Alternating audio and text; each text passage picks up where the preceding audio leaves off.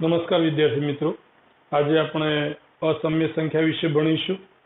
अगाऊ આપણે જે વાત કરી હતી એ પ્રાકૃતિક સંખ્યાઓ, ત્યાર પછી પૂર્ણ સંખ્યાઓ, પ્રાકૃતિક સંખ્યાઓમાં 1 2 3 4, પૂર્ણ સંખ્યાઓ આપણે 0 થી શરૂ કરીને જે સમૂહ છે 0 થી 1 2 3 4 6 અનંત સુધી આ આપણી પૂર્ણ સંખ્યાઓ છે। ત્યાર પછી પૂર્ણાંક સંખ્યાઓ, તો કે એમાં ઋણ સંખ્યાઓ પણ આવે, ધન સંખ્યાઓ પણ આવે ને જીરો પણ આવે।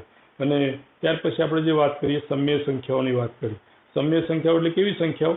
તો કે જે સંખ્યાઓને પીના છેદમાં ક્યુ સ્વરૂપમાં આપણે લખી શકીએ છીએ, જ્યાં પી એ પૂર્ણાંક સંખ્યા છે અને ક્યુ એ શૂન્યેતર પૂર્ણાંક છે, તો આવી સંખ્યાઓ જે છે એને આપણે सम्य સંખ્યાઓ કહીએ છીએ। હવે असम्य સંખ્યાઓની વાત કરવી છે, તો असम्य સંખ્યાઓ એટલે કેવી સંખ્યાઓ?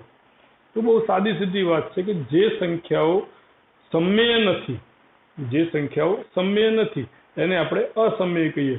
सम्य નથી એટલે શું? તો કે પી ના છેદમાં ક્યુ આ સ્વરૂપમાં ન લખી શકાય, તો આવી સંખ્યાઓને આપણે असम्य સંખ્યા કહીએ છીએ। જોઈએ આપણે તો કે असम्य સંખ્યાઓ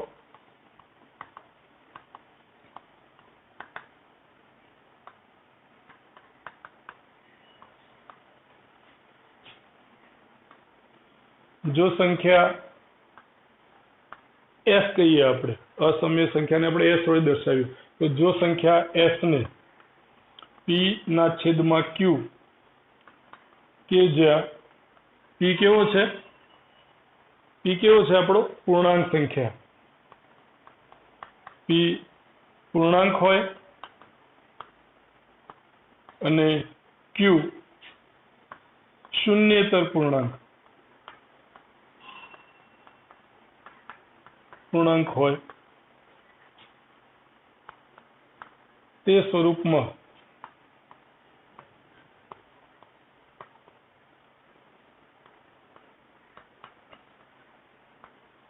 न दर्शावी शकाय तो एस ने असम्य संख्या कहे छे। तो एस ने केवी संख्या कहे छे? असम्य। केवी असम्य? सम्य न होय एवी। सम्य न होय एवी એટલે કે पी ना छेदમાં क्यू આ સ્વરૂપમાં ન દર્શાવી શકીએ તો એવી સંખ્યાઓને असम्य સંખ્યા કહીએ છીએ। ઉદાહરણ તરીકે આપણે જોઈએ તો ઉદાહરણ તરીકે વર્ગમૂળમાં 2, વર્ગમૂળમાં 3 આપણી જેનાથી ખૂબ માહિતગાર છીએ એવી સંખ્યા પાઈ, આ બધી જે સંખ્યાઓ છે આ બધી સંખ્યાઓ આપણી બરાબર છે असम्य संख्या તરીકે ઓળખાય છે। असम्य संख्या વર્ગમૂળમાં 2, તો વર્ગમૂળમાં 2 ને આપણે આ સ્વરૂપમાં દર્શાવી શકતા નથી। આની કિંમત કેટલી થાય છે? તો કે આની કિંમત 1.41 પછી આગળ ઘણા બધા આંકડાઓ આવે છે, બરાબર છે। એટલે આને આપણે અપૂર્ણાંકના સ્વરૂપમાં દર્શાવી શકતા નથી, તો વર્ગમૂળ 2 છે તો વર્ગમૂળ 2 આપણી કેવી સંખ્યા થશે? असम्य संख्या। એ જ રીતે વર્ગમૂળમાં 3 છે તો આની કિંમત લગભગ 1.72 અને પછી આગળ ઘણા બધા આંકડાઓ આવે છે, છેક સુધી ચાલે જાય છે, બરાબર। તો આ સંખ્યા પણ કેવી કહેવાય? તો આ સંખ્યા પણ આપણી કેવી થશે? असम्य संख्या। એ જ રીતે પાઈ, તો પાઈ માટે પણ 3.14 અને એ પછી પણ ઘણી બધી આગળ સંખ્યાઓ આવે છે, બરાબર। તો આ પાઈ પણ આપણી કેવી છે? असम्य संख्या।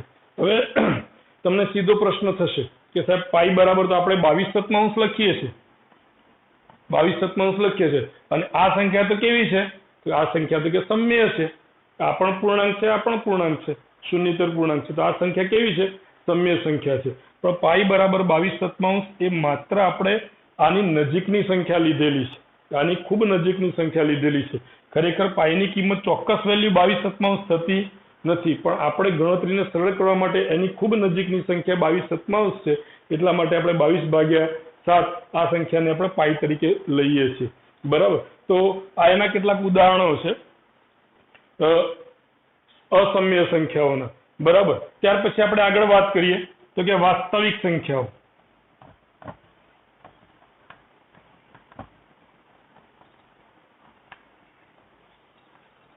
વાસ્તવિક સંખ્યાઓ કોને કહીશું આપણે? તો આપણી પાસે અત્યાર સુધી જે સંખ્યાઓ આવી, તો પહેલો સંખ્યા સમૂહ આવ્યો એ प्राकृतिक संख्याओं ત્યાર પછી બીજો સંખ્યા સમૂહ આવ્યો પૂર્ણ સંખ્યાઓ, ત્યાર પછી ત્રીજો સંખ્યા સમૂહ આવ્યો એ પૂર્ણાંક સંખ્યાઓ,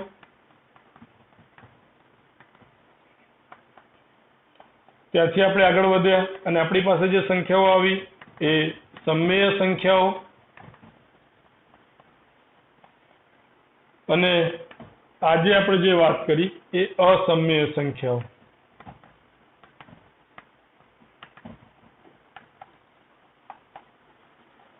હવે વાસ્તવિક સંખ્યાઓની વાત કરીએ છીએ. વાસ્તવિક સંખ્યા એટલે કેવી તમામ સંખ્યાઓ કે જે અસ્તિત્વ ધરાવે છે, બરાબર છે. અને બીજી રીતે વિચારીએ આપણે તો સમમ્ય સંખ્યાઓ અને અસમમ્ય સંખ્યાઓ આ બંનેનો જે સમૂહ છે, સમમ્ય સંખ્યાઓ અને અસમમ્ય સંખ્યાઓના સમૂહને આપણે કેવી સંખ્યાઓ કહીએ છીએ? વાસ્તવિક સંખ્યાઓ. તો વાસ્તવિક સંખ્યાઓ એટલે શું? તો કે સમમ્ય સંખ્યાઓ અને અસમમ્ય સંખ્યાઓ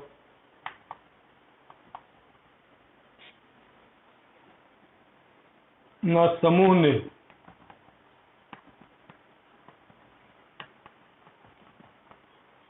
વાસ્તવિક સંખ્યાઓ કહે છે, બરાબર છે. વાસ્તવિક સંખ્યાઓને આપણે અંગ્રેજીમાં રિયલ નંબર્સ કહીએ છીએ અને એને કેપિટલ આર વડે દર્શાવીએ છીએ. વાસ્તવિક સંખ્યાઓનો જે સમૂહ છે એને આપણે કેપિટલ આર વડે દર્શાવીએ છીએ. તો આ વાસ્તવિક સંખ્યાઓ છે. હવે વાસ્તવિક સંખ્યાઓ આવી, હવે આપણે બીજા એક જગ્યાએ વાસ્તવિક શબ્દનો પ્રયોગ કરીએ છીએ. હવે એ જગ્યા કઈ છે આપણી? તો પેલી સંખ્યા રેખા, બરાબર છે. આ સંખ્યા રેખા છે તો સંખ્યા રેખા અને વાસ્તવિક સંખ્યાઓ આ બંને વચ્ચે શું સંબંધ છે તો એ આપણે જોઈ લઈએ. તો સંખ્યા રેખા અને વાસ્તવિક સંખ્યાઓ.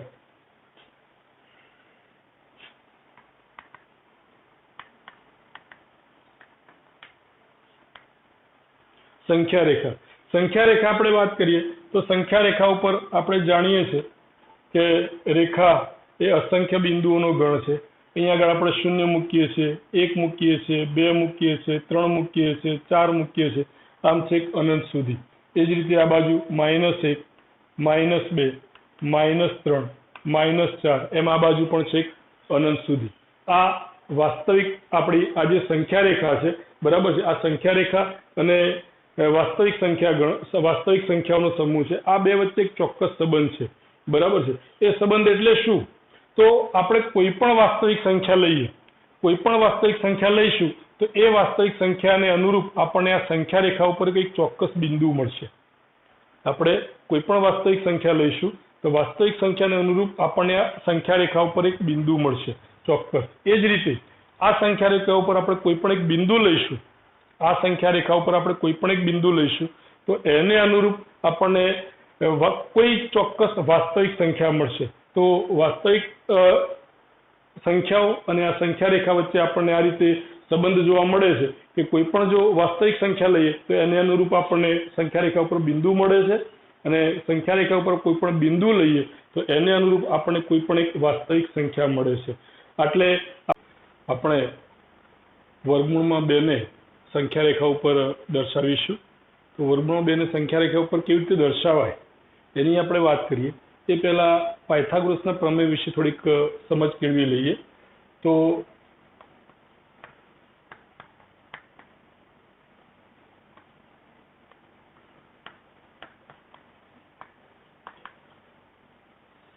આ પાયથાગોરસનું પ્રમેય શું છે? કાટકોણ ત્રિકોણમાં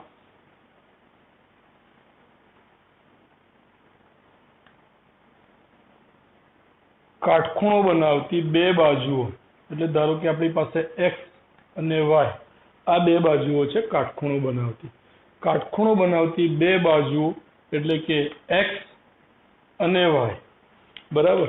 આ બંને બાજુઓનો વર્ગ અને એ વર્ગનો સરવાળો કાટકોણ ત્રિકોણમાં કાટખૂણો બનાવતી 2 બાજુઓ, આ બંને બાજુઓનો વર્ગ અને એનો સરવાળો એ આપણી ત્રીજી બાજુને કર્ણ કહેવાય. તો કે ત્રીજી બાજુને આપણે z તરીકે લઈએ તો ત્રીજી બાજુના વર્ગ બરાબર થાય। આ આપણો પાયથાગોરસનો પ્રમેય છે કે કાટકોણ ત્રિકોણમાં કાટખૂણો બનાવતી બે બાજુઓના વર્ગનો સરવાળો એ ત્રીજી બાજુ એટલે કે કર્ણના વર્ગ બરાબર થાય। આ સિદ્ધાંતનો આપણે ઉપયોગ કરવાનો છે। તો આ સિદ્ધાંતનો ઉપયોગ કરી અને આપણે સૌપ્રથમ વર્ગમૂળમાં 2 છે એને સંખ્યા રેખા ઉપર દર્શાવીએ।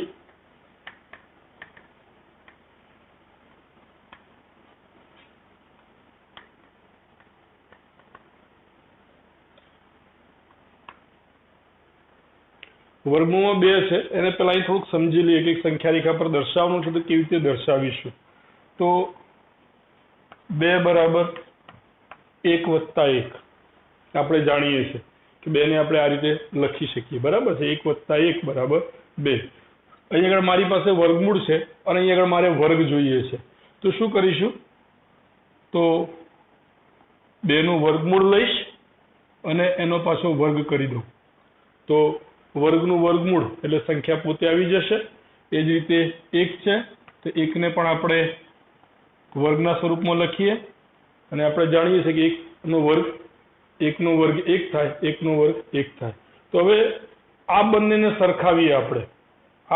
સરખાવીએ તો અહીં આગળ બે સંખ્યાઓનો વર્ગ એ ત્રીજી સંખ્યા બરાબર થાય છે। અહીં આગળ પણ બે સંખ્યાઓનો વર્ગ એ ત્રીજી સંખ્યા બરાબર થાય છે। આ ત્રીજી સંખ્યા એટલે કઈ? તો કે ત્રીજી સંખ્યા એટલે આપણે એને z વડે દર્શાવી છે।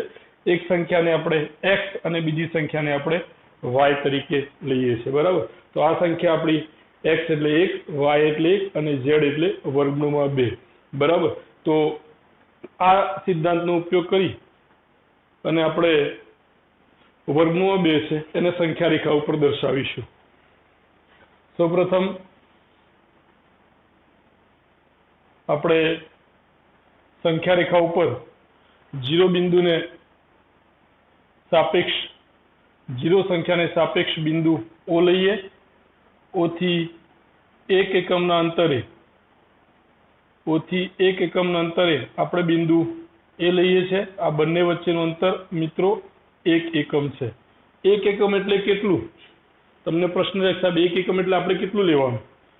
આ જરા તમે વિડીયો જોવા બેસો ત્યારે માત્ર વિડીયો એકલો ના જોશો, આની સાથે સાથે આપની પાસે પેન્સિલ, ફૂટપટ્ટી, કોણમાપક અને પરિકર આ બધું જ લઈને બેસજો અને રબર આ બધું લઈને બેસજો અને અહીં જે આપણે કામ કરીએ છીએ એ પ્રમાણે આપણે નોટમાં પણ એ પ્રમાણે થોડુંક લખી લઈએ જેથી કરીને આપણને પણ એનો મહાવરો થઈ જાય। હવે આપણે જે વાત કરીએ છીએ 1 એકમ એટલે કેટલું? તો 1 એકમ એટલે સ્વાભાવિક છે એકમ લીધો છે, એકમ આપણે મિલીમીટર લઈ શકીએ, સેન્ટીમીટર લઈ શકીએ, બરાબર, ઇંચ લઈ શકીએ, ફૂટ લઈ શકીએ। આપણે જ્યારે આપણી નોટમાં દોરતા હોઈએ ત્યારે આપણે નોટનું જે પાનું છે એમાં આપણે ચિત્ર કેટલું, આપણી જે આકૃતિ છે આપણે કેટલી મોટી દોરવી છે એના અનુસંધાને આપણે આ 1 એકમ છે એટલે 1 એકમ એટલે આપણે 1 સેન્ટીમીટર પણ લઈ શકીએ અને 2 સેન્ટીમીટર રાખીને પણ 1 એકમ નક્કી કરી શકીએ, બરાબર।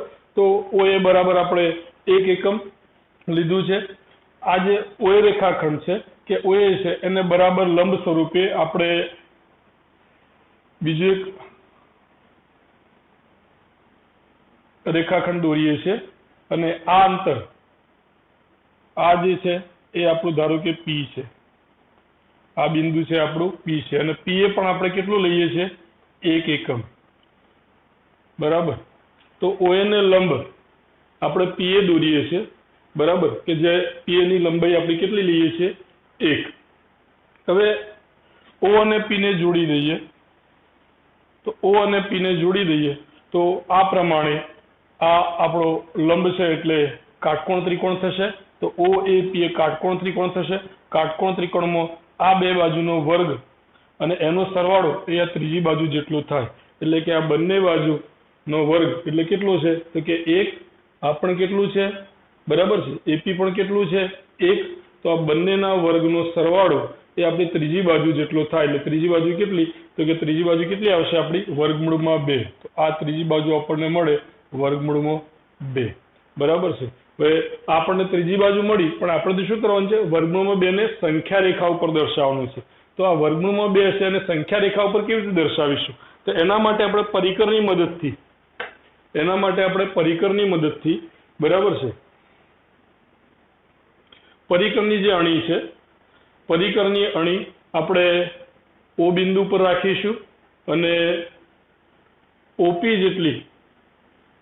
જેટલી ત્રિજ્યા લઈ અને એક જે ચાપ છે એ ચાપ આપણે આ સંખ્યા રેખા ઉપર મારીશું અને આ જે બિંદુ આવે છે આ બિંદુને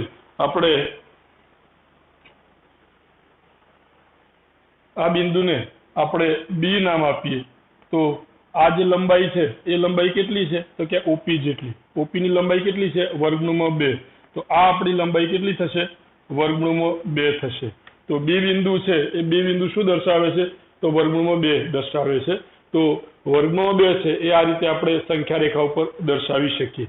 આને લખવાનું થાય ત્યારે કેવી રીતે લખીશું તો આપણે જે પદ્ધતિએ ચાલે છે કે જે પદ્ધતિ આખું ચિત્ર દોર્યું છે કે આખું આ ડ્રોઈંગ દોર્યું છે આપણે બરાબર છે એ રીતે જ આપણે આગળ વધીએ।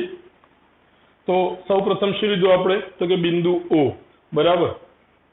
બિંદુ O કોઈ કેવી રીતે લીધું છે તો સંખ્યા રેખા ઉપર 0 ને સંદર્ભમાં આપણે બિંદુ O લીધું છે। તો સંખ્યા રેખા ઉપર શૂન્ય ને સાપેક્ષ બિંદુ O લો। ત્યાર પછી બીજો મુદ્દો કયો લઈશું આપણે તો O લીધા પછી આપણે શું કર્યું બિંદુ A લીધું। A કેવું લીધું તો O થી 1 એકમના અંતરે આપણે બિંદુ A લીધું છે બરાબર।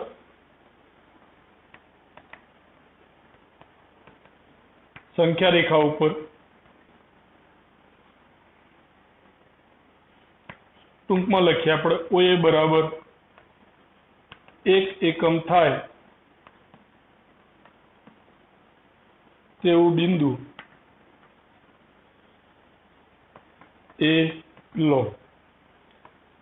ત્યાર પછી આપણે બિંદુ P લીધું। બિંદુ P કેવું લીધું તો OA ને લંબ AP બરાબર છે। OA ને લંબ AP છે અને AP ની કિંમત કેટલી છે 1 એકમ। AP ની લંબાઈ કેટલી છે 1 એકમ એવું આપણે બિંદુ P લીધું છે બરાબર। તો આપણે શું લખીશું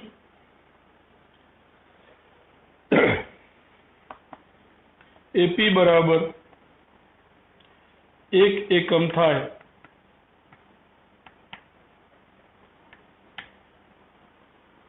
તે રીતે OA ને લંબ AP દોરો। હવે આ AP આપણે કેવી રીતે દોરીશું OA ને લંબ થાય એવો AP આપણે કેવી રીતે દોરીશું તો સ્વાભાવિક છે કોણ માપકની મદદથી। કોણ માપકનો ઉપયોગ કેવી રીતે કરવાનો છે એ તમે ખૂબ સારી રીતે જાણો છો બરાબર। તો કોણ માપકનો ઉપયોગ કરી અને આપણે આ P બિંદુ લેવાનું છે તો AP દોરો। હવે શું કર્યું આપણે P લીધા પછી તો O અને P ને જોડી દીધા બરાબર। તો કે OP દોરો। મૂળ વાત છે આપણી કે OP બરાબર વર્ગમૂળમાં 2 બરાબર। આ કેવી રીતે આવશે તો હવે કાટકોણ ત્રિકોણ કયો છે OAP માં OA નો વર્ગ વત્તા AP નો વર્ગ બરાબર। બે બાજુ કાટખૂણો બનાવતી બે બાજુ OA અને AP તો OA નો વર્ગ વત્તા AP નો વર્ગ બરાબર OP નો વર્ગ।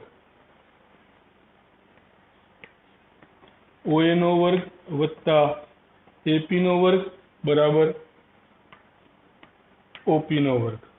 OA ની કિંમત કેટલી છે તો કે માટે OA ની કિંમત કેટલી તો OA બરાબર આપણી પાસે 1 છે તો કે 1 નો વર્ગ વત્તા AP ની કિંમત પણ કેટલી છે 1 તો કે 1 નો વર્ગ બરાબર શું આવશે OP નો વર્ગ। તો કે માટે OP નો વર્ગ બરાબર 1 નો વર્ગ એટલે કેટલા 1 1 નો વર્ગ એટલે કેટલા 1 તો કે 1 વત્તા 1 એટલે કે 2 તો માટે OP બરાબર કેટલા થશે વર્ગમૂળમાં 2। બંને બાજુ આપણે વર્ગમૂળ લઈ લઈએ બરાબર। અહીંયા આગળ બંને બાજુ આપણે વર્ગમૂળ લઈ લઈએ તો OP બરાબર શું થશે વર્ગમૂળમાં 2. અને હવે છેલ્લે આ જે ચાપ મારીએ છે એની વાત છે, બરાબર છે. તો છેલ્લો મુદ્દો શું લખીશું આપણે? તો કે O ને કેન્દ્ર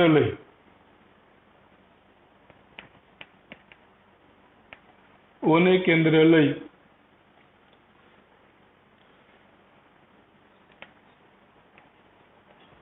OP જેટલી ત્રિજ્યા રાખી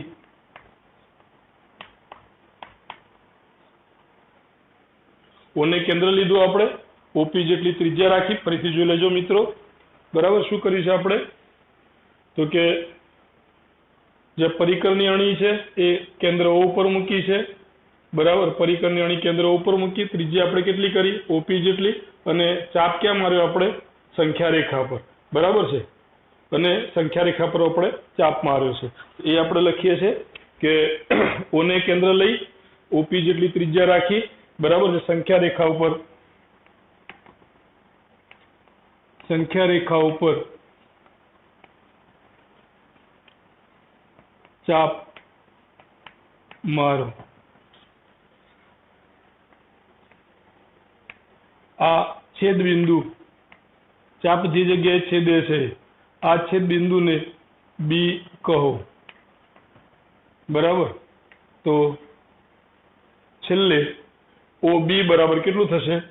તો OB બરાબર કેટલું આવશે આપણી પાસે? વર્ગમૂળમાં 2.